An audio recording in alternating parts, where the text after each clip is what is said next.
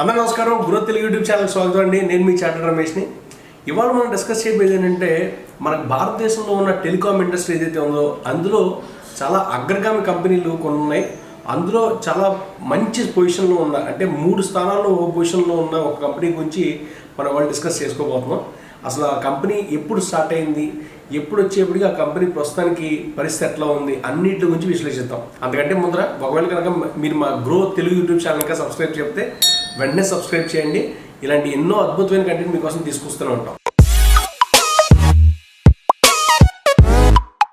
So అసలు ఇవాళ మనం కవర్ చేయబోయేది ఏంటి అలా చూస్తే కనుక, అసలు ఈ వోడాఫోన్ అలాగే ఐడియా ఈ 2 కంపెనీలు అసలు మొదట ఎట్లా ఉండేవి, ఆ కంపెనీలు 2 మర్జ్ అవ్వడానికి కారణం ఏంటి, అలాగే అసలు కంపెనీ పరిస్థితి ఏంటి, ఇప్పుడు ప్రస్తుతానికి వ్యాపారం ఎట్లా ఉంది, అలాగే వీళ్ళు కొత్తగా రీసెంట్గా చేసుకున్న డెవలప్మెంట్ ఏంటి అసలు కంపెనీలో, అలాగే రానున్న రోజుల్లో ఈ కంపెనీ ఎట్లా పర్ఫామ్ చేయబోతుంది, ఇలాగా రకరకాల క్వశ్చన్స్ చాలామందికి మైండ్లో ఉన్నాయన్నమాట. సో అవన్నిటి గురించి క్లారిఫై చేద్దామని చెప్పి ఈ వీడియో చేస్తున్నాం. ఎందుకు ఈ క్వశ్చన్లు వస్తాయంటే కనుక, నిజానికి మనకి కోవిడ్ లాక్డౌన్ అనౌన్స్ అయినప్పుడు ఈ కంపెనీ పరిస్థితి చాలా దారుణంగా తయారైందండి. ఎంత దారుణంగా తయారైందంటే నాకు ప్రస్తుతం ఇప్పుడు కూడా గుర్తుంది. మార్చ్ 2021లోనో లేకపోతే ఏప్రిల్ 2021లోనో ఒక్కొక్క షేర్ ప్రైస్ ₹3 చిల్లర పడిపోయింది. సో అక్కడి నుంచి ఇవాళ చూస్తే కనుక దగ్గరగా ₹11 ₹12 దాకా వచ్చింది. అసలు ఈ గ్రోత్ ఎట్లా జరిగింది, ఈ ట్రాన్సిషన్ ఫేజ్ కారణం ఏంటి, లేకపోతే ఈ కంపెనీ అలాగా మొత్తానికి కుప్పకూలిపోయి 2 కంపెనీలు కలిసిపోవడానికి మర్జర్ కావడానికి కారణం ఏంటి, వీళ్ళన్నిటి గురించి మనం వాళ్ళ విశ్లేషిస్తాం. అసలు ఈ వోడాఫోన్ ఐడియా ఈ 2 కంపెనీలు కలిసి ఎప్పటి నుంచి వ్యాపారం చేస్తున్నాయి అలా చూస్తే కనుక 2018లో వీళ్ళు 2 కంపెనీలు కూడా ఫార్మల్గా మర్జ్ చేశారని తెలుస్తుందండి. ఎందుకు మర్జ్ చేశారని చెప్తే కనుక, 2 వాళ్ళు ఉన్న కాంపిటీషన్ తట్టుకోలేక నష్టాల్లో వెళ్ళిపోతున్నాయి అన్న ఒక దారుణంతో కలిస్తే కొంచెం మంచి వ్యాపారం మీద పట్టుంటుందనే ఒక మంచి ఉద్దేశంతో ఈ 2 కంపెనీలు కలిసానని మనకు తెలుస్తుంది. అసలు దానికంటే ముందర వోడాఫోన్ ఎవరు, అలాగే ఐడియా ఎవరు, వీళ్ళు ఏ దేశానికి చెందినవారు అన్న వాటి గురించి మనం పూర్తిగా విశ్లేషిస్తే కనుక, అసలు వోడాఫోన్ అనే కంపెనీ చూస్తే కనుక ఇది ఒక బ్రిటిష్ కంపెనీ అండి. వీళ్ళకి బయట దగ్గరగా 22 దేశాల్లో వీళ్ళ సొంత ఆపరేషన్స్ అయితే ఉన్నాయి, మొత్తం నెట్వర్క్స్ అయితే ఉన్నాయి. అది కాకుండా దగ్గరగా 150 దేశాల్లో కార్పొరేట్ కంపెనీలకి సర్వీస్ అయితే అందజేస్తూ ఉన్నారు. ఏం సర్వీస్ అంటే కనుక ఐటీ సర్వీస్ అన్ని కూడా అందజేస్తూ ఉన్నారు వీళ్ళు. సో వీళ్ళకి మంచి నెట్వర్క్ అయితే ఉందండి. ఇలాగ మంచి నెట్వర్క్ ఉన్న వాళ్ళు భారతదేశంలో HSR అని చెప్పి, ఇదివరకు హచ్ అని చెప్పిన ఒక సిమ్ కార్డు ఉండేది మనకి అందరికి తెలిసిందే. ఈ ఒక పగ్ ఉండేది, ఒక చిన్న కుక్క పిల్ల, అది ఎవరైతే కనుక మనిషి వాళ్ళ ఓనర్ ఎవరైతే ఉంటారో ఆయన వెనకాల తిరుగుతూ ఉండేది ఆ హచ్ అన్న కుక్క. సో అట్లాగా ఈ వోడాఫోన్ అనే కంపెనీ నిజానికి హచ్ కంపెనీలో 67% 2007లో $11 బిలియన్ కొనేసిందండి. $11 బిలియన్ 2007లో దగ్గరగా 67% కొనుక్కున్నారు. దాని తర్వాత పోను ఒక 2011 వచ్చేప్పటికి మొత్తం కంపెనీలో ఉన్న స్టేక్ అంతా కొనేశారండి. సో ఇలా కొనేయడం వల్ల ఏమైందంటే వీళ్ళు మంచి అగ్రగామి సంస్థ కింద మారిపోయారు. అంతేకాకుండా వీళ్ళు చేసిన భారతదేశంలో చేసిన క్యాంపెయిన్స్ చూస్తే కనుక జూజు అని చెప్పి ఒక కార్టూన్ బొమ్మలు లాంటివి ఉండేవి, వాటిని పెట్టి అడ్వర్టైజ్మెంట్ చేయడాలు, అది చాలా క్రియేటివ్గా ఉండి దానికి మంచి హిట్ వచ్చింది, మంచి రెస్పాన్స్ వస్తుందని చెప్పుకోవాలి. సో ఇది అసలు వోడాఫోన్ ఎట్లా మొదలైంది, ఎట్లా ఉండేది అని దాని గురించి. ఇకపోతే ఐడియా గురించి చూస్తే కనుక, ఐడియా అన్నది మన భారతదేశం యొక్క కంపెనీ అండి. ఈ భారతదేశం యొక్క కంపెనీ నిజానికి 1995లో బిర్లా కమ్యూనికేషన్స్ అనే పేరుతో స్టార్ట్ అయిందనమాట. సో ఇందులో అసలు ఎవరెవరు పార్ట్నర్షిప్లో ఉన్నారు, లేకపోతే ఎవరెవరి మధ్యన జాయింట్ వెంచర్ ఇదని చూస్తే కనుక, AT&T అని చెప్పి ఒక US బేస్డ్ కంపెనీ ఒకటి ఉంది. నిజానికి AT&T అన్నది యూఎస్లో చాలా పెద్ద నెట్వర్క్ అసలు. సో వాళ్ళు, అలాగే టాటా గ్రూప్ వారు, అలాగే మన ఆదిత్య బిర్లా గ్రూప్ వారు ముగ్గురు కలిసి ఈ కంపెనీని అయితే స్టార్ట్ చేశారు. అయితే ఏమైందంటే తర్వాత పోను రోజుల్లో AT&T వారు ఈ జాయింట్ వెంచర్లోంచి బయటికి వెళ్ళిపోయారు. అలాగే టాటా వారు కూడా ఈ జాయింట్ వెంచర్లోంచి వెళ్ళిపోవడంతో ఇది పూర్తిగా ఒక ఆదిత్య బిర్లా గ్రూప్ యొక్క సబ్సిడరీగా మారిపోయిందండి. సో ఇది అసలు ఐడియా యొక్క బ్యాక్గ్రౌండ్. ఈ 2 కంపెనీలు ఇట్లా మంచిగా ఆపరేట్ చేస్తున్న సమయంలో సడన్గా ఇట్లాగా మర్జ్ చేసుకోవాల్సిన అవసరం వచ్చింది అన్నది మీరు ఒకసారి ఆలోచిస్తే కనుక, మనకి భారతదేశంలో ఇప్పటికీ ఆ కాలానికి ఉన్న మంచి ప్లేయర్లు ఎవరైనా చూస్తే కనుక, ఒకటి ఎయిర్టెల్, లేకపోతే వోడాఫోన్, లేకపోతే ఐడియా, ఇలాగా కొన్ని కంపెనీల గురించి మంచి కంపెనీల నుంచి చెప్పుకోవచ్చు. సో అలాంటి తరుణంలో సడన్గా రిలయన్స్ వారు జియోని ఇంట్రడ్యూస్ చేసేప్పటికి మార్కెట్ మొత్తం అల్లకొల్లాలు అయిపోయింది. ఎందుకంటే ఇదివరకు ఎప్పుడు కూడా నెలకి 1 GB డేటా ఇచ్చేవాళ్ళు ఈ టెలికాం కంపెనీలు అందరూ కూడా వాడుకోవడానికి. ఇప్పుడు రిలయన్స్ వాళ్ళు వచ్చి ఏం చేశారు, రోజుకు 1 GB డేటా ఇస్తానని ఇప్పుడు ఆఫర్ చేశారు. దాంతో కస్టమర్లు అందరూ కూడా ఓ పక్క నుంచి మొత్తం రిలయన్స్లోకి మారిపోయారు అనమాట, రిలయన్స్ జియోలోకి మారిపోయారు.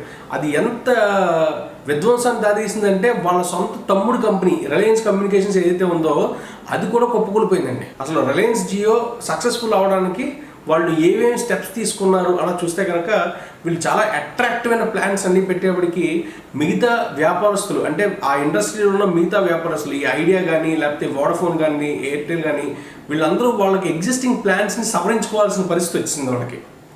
లేకపోతే కనుక ఖచ్చితంగా నష్టాల్లోకి వెళ్ళిపోతారు. ఎందుకంటే కస్టమర్స్ అందరూ కూడా ఈ రిలయన్స్ జియో వైపుకి మొగ్గు చూపుతాం ఆరంభించారు అప్పటికే. సో ఇలాంటి పరిస్థితుల్లో ఈ కాంపిటీషన్ తట్టుకోవాలంటే ఏం చేయాలని అన్న చూస్తే కనుక ఒక్క దారి కనిపించింది. ఈ వోడాఫోన్ అలాగే ఐడియా కూడా మర్జ్ చేయాల్సిన అవసరం వాళ్ళకి అర్థమయ్యి వాళ్ళు మర్జ్ చేయడానికి సిద్ధమయ్యారనమాట. సో ఇది కాకుండా అసలు మార్చ్ 2013 నాటికి మనకి ఎంతమంది ఆపరేటర్స్ ఉన్నారు భారతదేశంలో చూస్తే కనుక దగ్గరగా 10కి పైన ఆపరేటర్స్ ఉన్నారండి.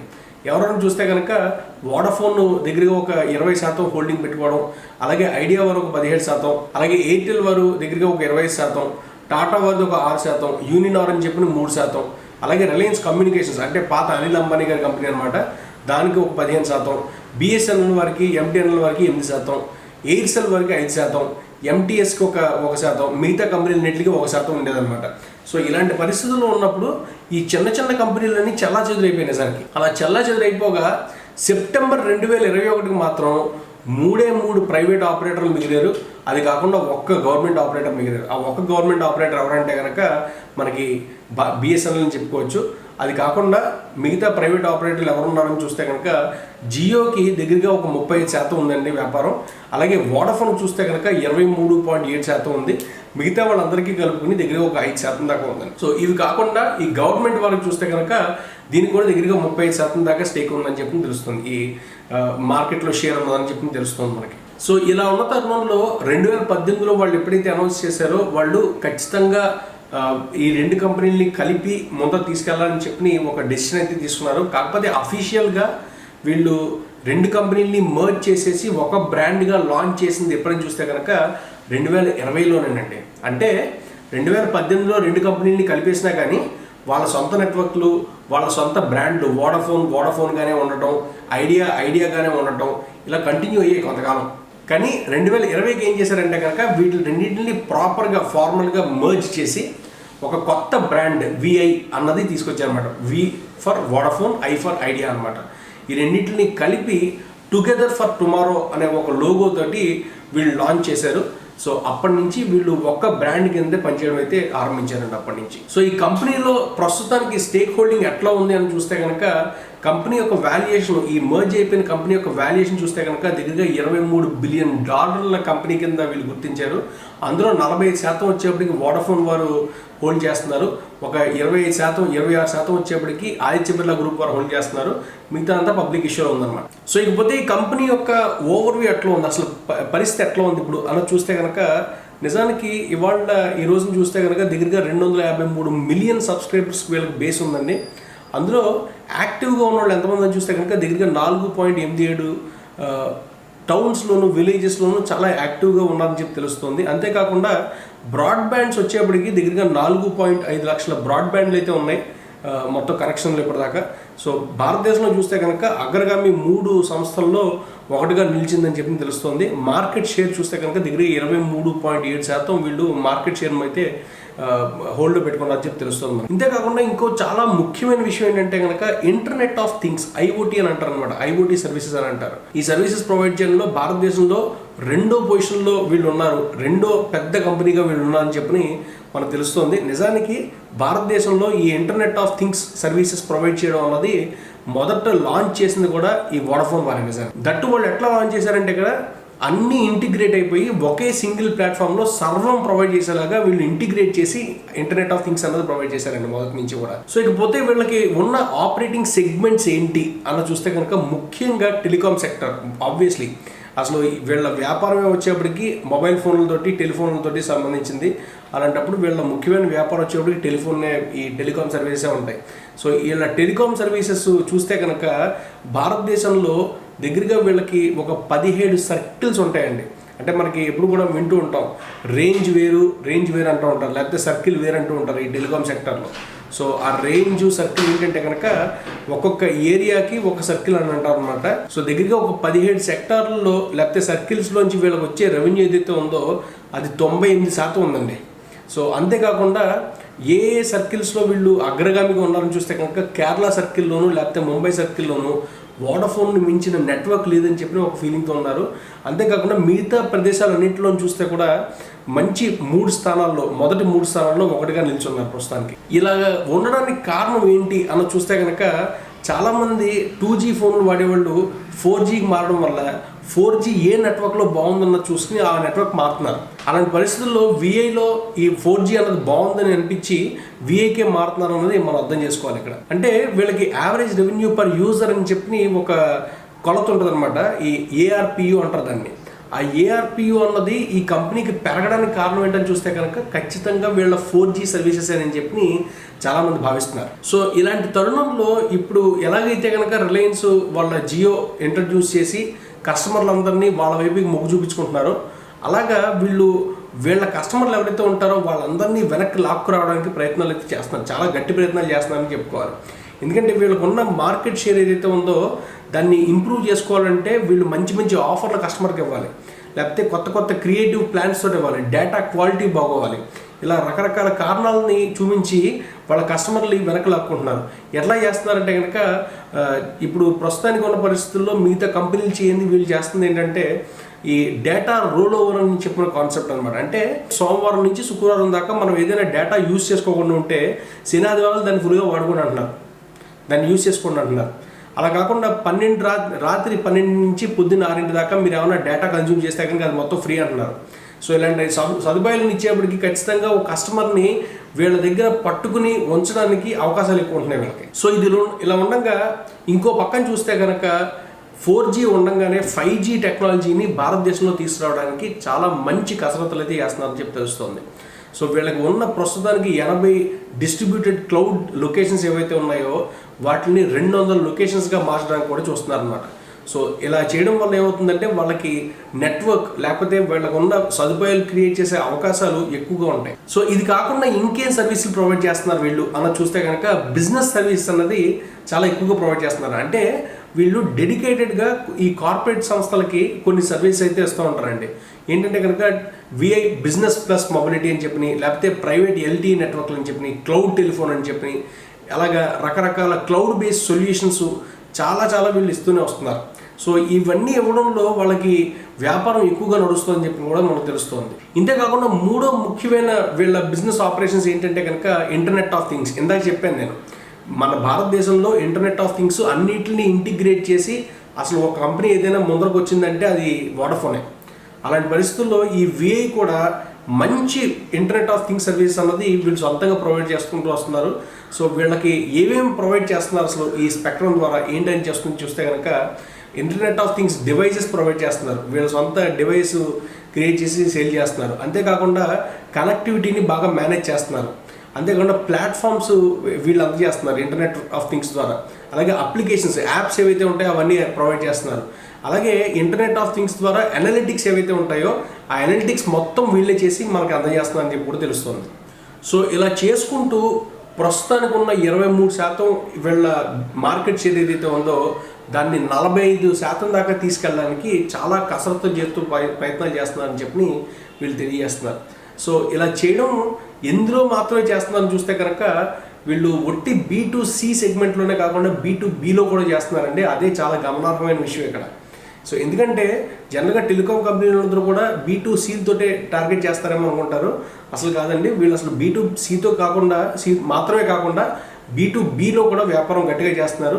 దాన్ని కూడా బాగా ఫోకస్ చేసి ఇంప్రూవ్ చేయడానికి చూస్తున్నారు. సో ఇప్పుడు ప్రస్తుతానికి వీళ్ళు అసలు కంపెనీ పరిస్థితి ఎట్లా ఉంది, వ్యాపారం ఎట్లా నడుస్తుంది అన్న చూస్తే కనుక నిజానికి వ్యాపారం అయితే డల్గానే నడుస్తుందని చెప్పాలి. ఎందుకంటే కాంపిటీషన్ అంతా చాలా టఫ్గా ఉంది బయట. అలాగని చెప్పి వీళ్ళు ఒక్కడికి ఆ పరిస్థితి ఉందా అని అడిగితే మార్కెట్లో అందరికీ అదే పరిస్థితి అండి. సో ఈ మార్కెట్ అందరికీ ఇది పరిస్థితి తప్పితే ఈ ఒక్క కంపెనీ కష్టాల్లో అయితే లేదు ఇక్కడ విషయంలో. అది మనం ఖచ్చితంగా గమనించాల్సిన విషయం. సో వీళ్ళ సబ్స్క్రైబర్ బేస్ ఎట్లా ఉందని చూస్తే కనుక 2021 సంవత్సరంలో రెండో క్వార్టర్లో వీళ్ళకి దగ్గరగా 272 మిలియన్ సబ్స్క్రైబర్స్ ఉంటే అది కాస్త 2021-22 సంవత్సరంలో అదే రెండో క్వార్టర్కి వచ్చేప్పటికి 253 మిలియన్ సబ్స్క్రైబర్స్ పడిపోయారు. అంటే నిజానికి సబ్స్క్రైబర్లు తగ్గుతూ వస్తున్నారు. అంటే వీళ్ళందరూ వెళ్ళి ఎయిదర్ జియోలోకి మారుతున్నారు, లేకపోతే ఎయిర్టెల్లోకి మారుతున్నారు, లేకపోతే ఇదే కంపెనీలోకి మారుతున్నారు. కాకపోతే ఇందులో చాలా ముఖ్యమైన విషయం మనం గమనించాల్సింది ఏంటంటే సంవత్సరం నుంచి సంవత్సరానికి ఈ సబ్స్క్రైబర్స్ తగ్గుతూ ఉన్న వీళ్ళ రెవెన్యూ ఏదైతే 4Gలో ఉందో అది పెరుగుకుంటూ వస్తుందండి. ఎంత శాతంలో పెరుగుకుంటూ వస్తుందంటే 10% పెరుగుకుంటూ వస్తుంది. ఎందుకంటే వీళ్ళ 4G నెట్వర్క్ అన్నది చాలా క్వాలిటేటివ్గా ఉందని చెప్పి చాలామంది భావిస్తున్నారు. అందుకని చెప్పి 4Gలోకి చాలామంది కన్వర్ట్ అవుతున్నారు. ఆ 4Gలో కన్వర్ట్ అవ్వడం అన్నది సంవత్సరం నుంచి సంవత్సరానికి 10% ఇంక్రీజ్ అవుతూ వస్తుంది. ఇకపోతే డేటా వాల్యూమ్ ఎట్లా పెరుగుతుంది, వాడకం ఎట్లా పెరుగుతుందని చూస్తే కనుక నిజానికి ఈ వోడాఫోన్ ఐడియా వారి డేటా యూసేజ్ అన్నది బాగా పెరుగుతుందని చెప్పి మనం అర్థం చేసుకోవాలి. అంటే వీళ్ళ ఇంటర్నెట్ ఆఫ్ థింగ్స్ వల్ల వీళ్ళ దగ్గర డేటా ఎంతమంది సేవ్ చేసుకుంటున్నారు, ఈ డేటా వాల్యూమ్ ఎంతవరకు సేవ్ చేసుకుంటున్నారని చూస్తే కనుక సంవత్సరం నుంచి సంవత్సరానికి దగ్గర 27% పెరుగుకుంటూ వస్తుందండి. అంటే మనం ఇక్కడ గ్రాఫ్లో చూస్తే కనుక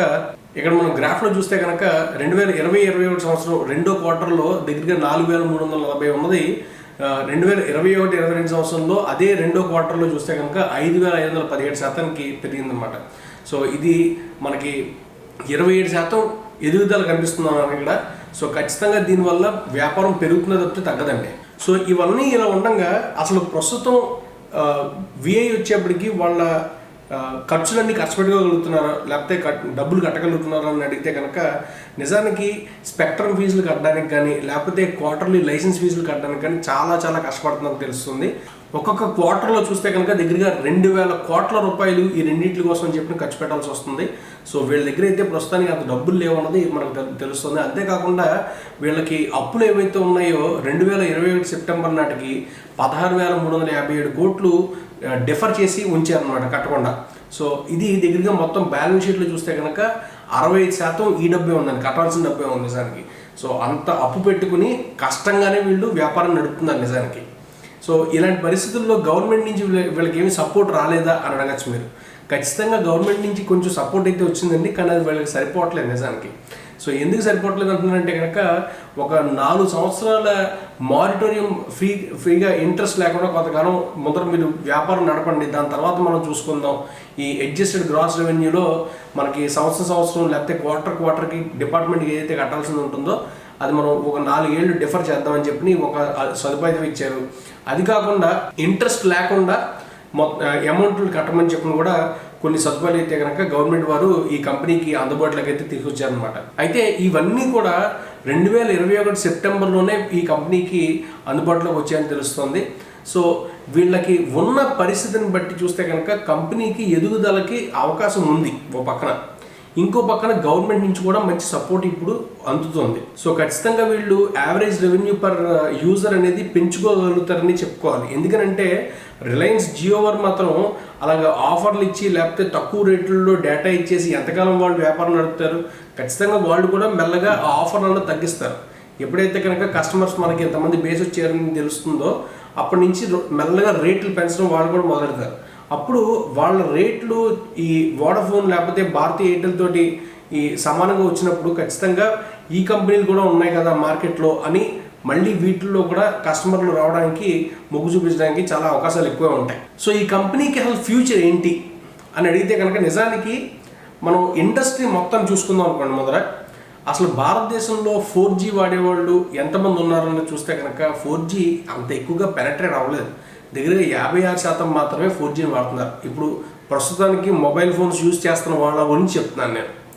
అంటే ఇది మనం ఇతర దేశాలతో కంపేర్ చేస్తే కనుక ఎంత డిఫరెన్స్లో ఉందని చూస్తే కనుక పెద్ద ఎస్టాబ్లిష్డ్ కంట్రీస్లో దగ్గరగా 80-90% వరకు డెవలప్డ్ కంట్రీస్లో పొజిషన్ ఉంది. కొన్ని దేశాల్లో అయితే 100% 4G అడాప్ట్ చేసుకున్నారు వాళ్ళు. అంటే ఎవరి దగ్గర మొబైల్ ఫోన్ ఉంటే అది బై డిఫాల్ట్ 4G ఫోన్ ఉంటుంది అనమాట. దానికంటే తక్కువ ఫోన్ ఉంటే ఎవరి దగ్గర ఉండదు ఇంకా. సో అలాంటి పొజిషన్కి చాలా కంట్రీస్ వచ్చేసాయి. అలాంటి పరిస్థితుల్లో మనకి ఎదగడానికి ఈ టెలిఫోన్ సెక్టార్లో ఈ టెలికాం సెక్టర్లో ఎదగడానికి చాలా స్కోప్ ఉందన్నది మనం అర్థం చేసుకోవాలి ఈ విషయంలో. అంతేకాకుండా ప్రస్తుతానికి మనకి సబ్స్క్రైబర్ బేస్ భారతదేశంలో చూసుకుంటే కనుక 1.11 బిలియన్ సబ్స్క్రైబర్ బేస్ ఉందండి. అందులో 30% తీసుకొచ్చినా కూడా చాలా పెద్ద వ్యాపారం అనే చెప్పుకోవచ్చు ఈ 4Gలో తీసుకురావడం అన్నది. సో ఖచ్చితంగా వీళ్ళకి ఎదుగుదలకి, వీళ్ళకున్న కొత్త కొత్త క్రియేటివ్ థాట్స్కి ఎదగడానికి అయితే అవకాశం ఉందనే చెప్పుకోవాలి. కాకపోతే నిజంగానే ప్రస్తుతానికి కష్టకాలంలోనే ఉన్న వాళ్ళు వాళ్ళ రోజులు గడుచుకోవడానికి వాళ్ళకి చాలా ఖర్చులని వాళ్ళు వెచ్చించుకుంటూ వస్తున్నారు ప్రస్తుతానికి. అయితే వీళ్ళకి ఎక్కడి నుంచి మేజర్గా కాంపిటీషన్ ఇంకా ఫేస్ చేయాల్సి ఉంటుంది అనుకుంటే కనుక ముఖ్యంగా రెండు ప్లేయర్స్ ఉన్నారండి. ఒకటి జియో, రెండోది ఎయిర్టెల్. ఈ రెండింటి నుంచి మాత్రం వీళ్ళు ఖచ్చితంగా టఫ్ టైం అలాగే టఫ్ కాంపిటీషన్ ఫేస్ చేయాల్సి వస్తూ ఉంటుంది. సో వీళ్ళని ఎదుర్కొంటూ ఖచ్చితంగా వీళ్ళు వ్యాపారం అయితే చేయాల్సి వస్తుంది అన్నది మనం అర్థం చేసుకోవాలి. సో ఇకపోతే వీళ్ళ యావరేజ్ రెవెన్యూ పర్ యూజర్ ఎంత ఉంది అని చూస్తే కనుక కోవిడ్కి చాలా కాలం ముందర చూస్తే కనుక 109 రూపాయలు ఒక్కొక్క యూజర్ దగ్గర నుంచి వచ్చేది. జియో వచ్చే జస్ట్ ముందర చూస్తే కనుక 170 రూపాయలకు పెరిగిందండి. దాని తర్వాత ప్రస్తుతానికి ఈ లెవెల్ ఏదైతే ఉందో, యావరేజ్ రెవెన్యూ పర్ యూజర్ ఏదైతే ఉందో ఖచ్చితంగా 200 రూపాయలకు వస్తుందని చెప్పినే అంచనాలు వేస్తున్నారు వీళ్ళు. అలా వస్తే ఖచ్చితంగా మంచి ఎదుగుదలని చెప్పుకోవచ్చు కంపెనీకి. సో అదండి అసలు ఈ కంపెనీ గురించి పుట్టు పూర్వోత్తరాల నుంచి అసలు ఇప్పటిదాకా ఎలాగ వీళ్ళు ఎదుర్కొంటూ వస్తున్నారు, వీళ్ళకి ఖర్చులు లేకపోతే ఫ్యూచర్లో రెవెన్యూ ఎట్లా ఉంటుంది అన్న గురించి పూర్తి విశ్లేషణ. ఇకపోతే మార్కెట్ డేటా చూసామనుకోండి, ప్రస్తుతానికి ఈ వోడాఫోన్ ఐడియా వారి మార్కెట్ క్యాప్ ఎంత ఉందని చూస్తే కనుక మొత్తం మార్కెట్లో దగ్గరగా 37,300 కోట్లు ఈ కంపెనీ యొక్క వాల్యుయేషన్ అయితే ఉందన్నమాట. సో వీళ్ళ నెట్ ప్రాఫిట్ మార్జిన్ సంవత్సరానికి చూస్తే కనుక నెగిటివ్ 57.9% నెగిటివ్ ఉంది. అలాగే ఆపరేటింగ్ ప్రాఫిట్ మాత్రం పాజిటివ్గానే ఉందండి, 41.6% పాజిటివ్లో ఉంది. కరెంట్ రేషియో చూస్తే కనుక 0.23 ఉంది. అలాగే సేల్స్ వేరియన్స్ 5 సంవత్సరాల్లో ఎంత పెరుగుకుంటూ వచ్చిందని చూస్తే కనుక 3.14% పెరుగుకుంటూ వచ్చింది. అలాగే ఒక సంవత్సరంలో ఇన్వెస్టర్కి డబ్బులు పెట్టినాడికి రిటర్న్ ఎంత వచ్చిందంటే కనుక దగ్గరగా 29.8% వచ్చిందండి రిటర్న్. సో ఇది ఈ కంపెనీ గురించి పూర్తి విశ్లేషణ. ఖచ్చితంగా మీకు అందరికీ నచ్చిందని అనుకుంటున్నాను. ఒకవేళ మీరు కనుక ఈ కంపెనీలో ఇన్వెస్ట్ చేయాలంటే మీ సొంతంగా ఆలోచించి మీ సొంతంగా నిర్ణయాలు తీసుకుని మాత్రం ఇన్వెస్ట్ చేయండి. నేను చెప్తున్నాను లేకపోతే గ్రో వారు ఇట్లాగా వీడియోలు పబ్లిష్ చేస్తున్నారో మాత్రం ఖచ్చితంగా ఇన్వెస్ట్ చేయకండి. మీ సొంత ఆలోచనలతోటి, మీ సొంత తెలివితేటలతో మాత్రమే ఆలోచించి నిర్ణయాలు తీసుకోండి. ఏ కంపెనీ అయినా కానీ, ఈ వోడాఫోన్ ఐడియా అనే కాదు, ఏ కంపెనీ అయినా కానీ ఇన్వెస్ట్ చేసేప్పుడు మీ సొంతంగానే డెసిషన్స్ అయితే తీసుకోండి. అలాగే ఇంకో ముఖ్యమైన విషయం, ఒకవేళ మీరు కనుక మా గ్రో వారి టెలిగ్రామ్ ఛానల్ ఇంకా సబ్స్క్రైబ్ చేసుకోకపోతే ఖచ్చితంగా సబ్స్క్రైబ్ చేసుకోండి. దాని లింక్ కూడా కింద ప్రొవైడ్ చేస్తున్నాం. ఎందుకంటే మేము రెగ్యులర్గా ఈ స్టాక్ మార్కెట్ అప్డేట్స్ కానీ, పర్సనల్ ఫైనాన్స్ అప్డేట్స్ కానీ అన్నీ కూడా టెలిగ్రామ్ ఛానల్లో రిలీజ్ చేస్తూ ఉంటాం. సో దట్ మీకు టిప్స్ ఏమన్నా కావాలన్నా కానీ, లేకపోతే ఇన్వెస్ట్మెంట్ ఆపర్చునిటీస్ ఏమన్నా తెలుసుకోవడానికి, ఏ మ్యూచువల్ ఫండ్స్లో కానీ, షేర్ మార్కెట్ కానీ ఎట్లా ఆపరేట్ అవుతుందన్న తెలుసుకోవడానికి మీకు ఖచ్చితంగా ఉపయోగపడుతుంది. సో ఖచ్చితంగా ఆ లింక్ కూడా ప్రొవైడ్ చేస్తాం. ఖచ్చితంగా దాంట్లో కూడా సబ్స్క్రైబ్ చేసుకోండి. ఇంకో మంచి వీడియోతో మళ్ళీ మేము ముందుకు వస్తాను. అంతవరకు ఉంటాను. నమస్కారం.